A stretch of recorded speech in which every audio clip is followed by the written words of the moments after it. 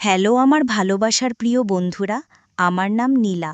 কোনো এক জ্যোৎস্না রাতে নববধূর সাজে যখন আমি আমার স্বামীর জন্য অপেক্ষা করছিলাম, তখন তিনি ঘরে ঢুকেই আমার প্রতি তার অধিকার প্রতিষ্ঠা করলেন। এরপর কিছু বুঝে ওঠার আগেই তিনি আমার হাত ধরে সজোরে টেনে নিয়ে আমাকে বাথরুমের ভেতরে ঢুকিয়ে দিলেন এবং বাইরে থেকে দরজাটা আটকে দিলেন। সেই রাত থেকে শুরু করে প্রত্যেক রাতেই এটাই আমার সাথে ঘটত।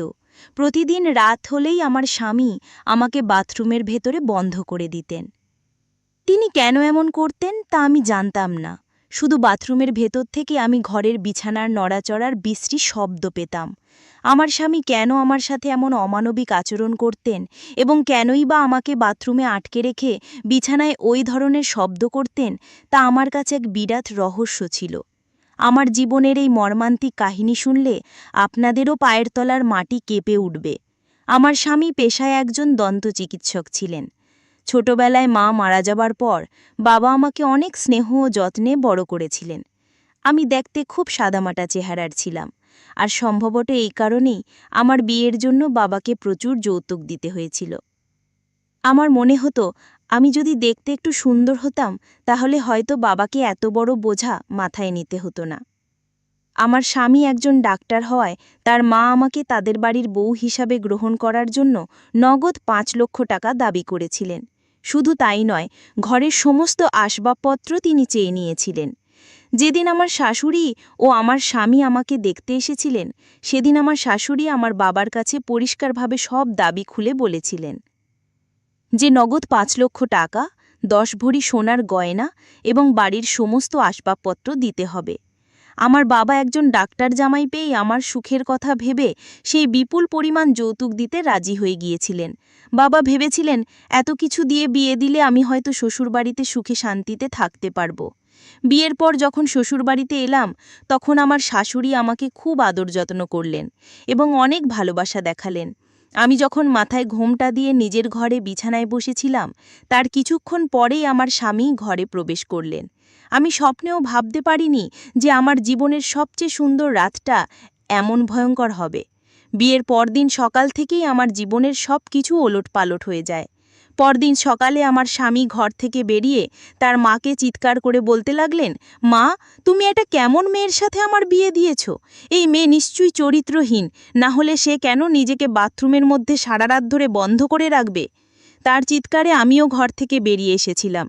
আমাকে দেখামাত্র আমার স্বামী তার মাকে বললেন, মা, তোমার পছন্দের গুণবতী বৌমাকে জিজ্ঞেস করো সে কেন কাল রাতে নিজেকে বাথরুমের মধ্যে আটকে রেখেছিল, কেন সে আমার থেকে দূরে থাকতে চেয়েছিল। এর একটাই মানে হতে পারে যে তার অন্য কোনো পুরুষের সাথে অবৈধ সম্পর্ক রয়েছে। স্বামীর মুখে এমন জঘন্য কথাবার্তা শুনে আমার মাথায় যেন আকাশ ভেঙে পড়ল। এরপর আমার শাশুড়ি তার ছেলের সব কথা শোনার পর রাগে চিৎকার করে আঙুল দেখিয়ে বললেন, থাম, অনেক হয়েছে তোর আবোল তাবোল কথা। সকাল থেকে আমি তোর মুখে নীলার নামে এইসব উল্টাপাল্টা কথা শুনে যাচ্ছি। কি মতলব তোর? কেন তুই এমন করছিস? আমার শাশুড়ি তার ছেলের কথা একদম বিশ্বাস করতে রাজি হচ্ছিলেন না। আমি তখন স্বামীর ভিত্তিহীন অভিযোগে জর্জরিত হয়ে শাশুড়ির হাত ধরে কেঁদে বলেছিলাম, মা, আমি কিচ্ছু জানি না। আপনার ছেলে কেন আমার নামে এসব মিথ্যে কথা ছড়াচ্ছে? আসল সত্যিটা হলো কাল রাতে আপনার ছেলেই আমাকে জোর করে সারা রাত বাথরুমের ভেতরে আটকে রেখেছিল। আমি অনেক কান্নাকাটি করার পরেও সে আমাকে বের করেনি। আমার মুখ থেকে সবকিছু শোনার পর আমার শাশুড়ি তার ছেলেকে কঠোরভাবে হুঁশিয়ারি দিয়ে বললেন সে যেন ভবিষ্যতে আমার সাথে আর কোনোদিন এমন খারাপ ব্যবহার না করে। কিন্তু আমার স্বামী তখন কান্নার অভিনয় করে তার মাকে বললেন, মা, এই মেয়েটা সবে একদিন হলো এই বাড়িতে এসেছে, আর তুমি নিজের ছেলের কথা কি অবিশ্বাস করেই অচেনা মেয়েটার কথা বিশ্বাস করছো? তুমিও কিন্তু একদিনের জন্য খুব পস্তাবে মা। সে তার মাকেও কটু কথা বলতে ছাড়ল না এবং রাগ দেখিয়ে বাড়ি থেকে বেরিয়ে গেল। আমি তখন শুধু অঝরে কাঁদছিলাম, কারণ বিয়ের পরদিনই যদি স্বামীর কাছ থেকে চরিত্রহীন অপবাদ শুনতে হয়, তাহলে একজন মেয়ের জন্য এর চেয়ে বড় যন্ত্রণা আর কিছুই হতে পারে না। পরদিন সকালেও আমার স্বামী তার মাকে ডেকে এনে একই রকম ঝামেলা শুরু করলেন।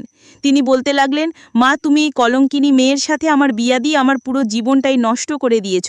এই মেয়ে তো আমাকে তার ধারে কাছেও আসতে দেয় না। এর মানে হলো এই মেয়ের নিশ্চয়ই কোনো প্রেমিক আছে। তুমিই বলো এমন মেয়ের সাথে আমি বাকি জীবনটা কি করে কাটাবো? আমি তখন শাশুড়ির সামনে সত্যিটা বলতে বাধ্য হলাম। আমি শাশুড়িকে জানালাম কিভাবে তার ছেলে আমার সাথে নিজের প্রয়োজন মেটানোর পর আমাকে বাথরুমের ভেতরে বন্ধ করে দিয়েছিল। আমার স্বামী তখন তার মাকে বললেন, মা দেখতে পাচ্ছ ও কত বড় মিথ্যেবাদী। আমি যদি ওকে ভালোবাসতাম বা আদর করতাম তাহলে ওকে কেন বাথরুমের ভেতরে আটকে রাখবো? আমি তো ওর কাছে যেতে চাই, কিন্তু ওই তো নিজে থেকে আমার কাছে আসার আগেই বাথরুমের ভেতরে ঢুকে বসে থাকে। এখন তুমিই ভেবে দেখো যে মিথ্যে কথাটা কে বলছে। আমার শাশুড়ি সবকিছু শোনার পর রাগে তার ছেলের গালে সজোরে এক থাপ্পড় মেরে বললেন, তুই বৌমার সাথে এত ঝামেলা করছিস কেন? তোর সমস্যাটা কি? তুই তো নিজে পছন্দ করেই ওকে বিয়ে করেছিস। আমার স্বামী তখন তার মাকে বললেন, আমি এই মেয়েকে পছন্দ করে বিয়ে করিনি, শুধু তোমার কথাই বিয়ে করেছি, কারণ এই মেয়েটাকে তোমার খুব পছন্দ ছিল। যাই হোক, আমি এই চরিত্রহীন আর কলঙ্কিনী মেয়ের সাথে সংসার করতে পারবো না। ওকে প্রমাণ দিতে হবে যে ও চরিত্রহীন নয় এবং ও একজন কুমারী মেয়ে। যেদিন ও আমাকে প্রমাণ দিতে পারবে সেদিন থেকেই আমি ওকে নিজের স্ত্রী বলে মেনে নেব। এই বলে আমার স্বামী বাড়ি থেকে বেরিয়ে গেলেন। আমি তখন নিজের ঘরে এসে বাবাকে ফোন করে জানালাম যে আমার শ্বশুরবাড়িতে কোনো কিছুই ঠিক নেই এবং আমার স্বামী আমাকে সন্দেহ করছেন। আমার ওপর এত বেশি অত্যাচার করা হচ্ছিল যে ওই কথাগুলো বাবাকে না জানালে আমার আর কোনো উপায় ছিল না। আমার সব কথা শোনার পরে বাবা বললেন, ওদেরকে 5 লক্ষ টাকা দেওয়া বাকি আছে, সেই জন্যই হয়তো তারা এইসব ঝামেলা করছে। বাবা কথা দিলেন যে তিনি খুব তাড়াতাড়ি টাকাটা আমার শাশুড়ি মায়ের হাতে দিয়ে দেবেন। আমি যখন নিজের মন খারাপ করে বাবার সঙ্গে ফোনে কথা বলছিলাম, তখন পেছন দিক থেকে হঠাৎ করে আমার শাশুড়ি আমার হাত থেকে ফোনটা নিয়ে আমার বাবাকে বলেন, বেয়াই মশাই, আপনি একদম চিন্তা করবেন না, আমি আছি আপনার মেয়ের সঙ্গে। আমি তোর মায়ের মতোই, এখন নীলা আমার বাড়ির বৌমা, তাই আপনি একদম চিন্তা করবেন না, আমি সব কিছু ঠিক করে দেব। তারপর আমার শাশুড়ি আমাকে বোঝালেন যে প্রত্যেকটা ব্যাপারে বাবাকে ফোন করলে তার চিন্তা বাড়বে। তিনি আমাকে আশ্বাস দিলেন যে তিনি তার ছেলেকে সঠিক পথে নিয়ে আসবেন। কিন্তু বিয়ের 2 দিন পর আমার সাথে যা হয়েছিল সেটা শুনলে আপনাদেরও চোখ দিয়ে জল পড়বে। সেদিন বিকেলে যখন আমি একাই সোফায় বসে চা খাচ্ছিলাম, তখন আমার স্বামী এসে আমাকে বললেন, নীলা, আমার জন্য 1 গ্লাস ঠান্ডা জল নিয়ে এসো। আর মা কোথায় আছে? আমি তখন বরকে বললাম যে মা তো রান্নাঘরে কিছু রান্না করছেন। তারপর বর বলল, যাও আমার জন্য আগে তাড়াতাড়ি ঠান্ডা জলটা নিয়ে এসো। তারপর আমি চায়ের কাপটা টেবিলে রেখেই দিয়ে তাড়াতাড়ি বরের জন্য ফ্রিজ থেকে 1 গ্লাস ঠান্ডা জল নিয়ে আসি। কিন্তু চা খাওয়ার 15 মিনিট পরেই যেন আমার বমি বমি ভাব হতে লাগলো এবং আমার শরীরটাও যেন ভীষণ খারাপ করছিল। তারপর আমি যখন আর থাকতে না পেরে বাথরুমে গিয়ে বমি করা শুরু করি, তখন আমার শাশুড়ি মা তাড়াতাড়ি রান্নাঘর থেকে আমার কাছে ছুটে আসেন। ঠিক তখনই আমার স্বামী ওখানে দাঁড়িয়ে তার মাকে বলতে শুরু করলেন যে, মা, আমি তোমাকে কি বলেছিলাম? এই মেয়েটা কলঙ্কিনী, এই মেয়ে নিশ্চয়ই গর্ভবতী আছে এবং তার পেটে নিশ্চয়ই তার প্রেমিকেরই বাচ্চা আছে, না হলে সেইভাবে হঠাৎ করে কেন বমি করবে? তখনও কিন্তু আমার শাশুড়ি আমার পক্ষে এই কথা বলেছিলেন এবং তার ছেলেকে বলেছিলেন এসব ফালতু কথা না বলে এখন তাড়াতাড়ি পাশের বাড়ি ডাক্তার বৌদিকে ডেকে নিয়ে আসতে। ওদিকে আমার শরীর এতটাই খারাপ করছিল যে আমি তো কোনো কথা বলতেও পারছিলাম না এবং ওই সময় আমি বেহুশ হয়ে গিয়েছিলাম।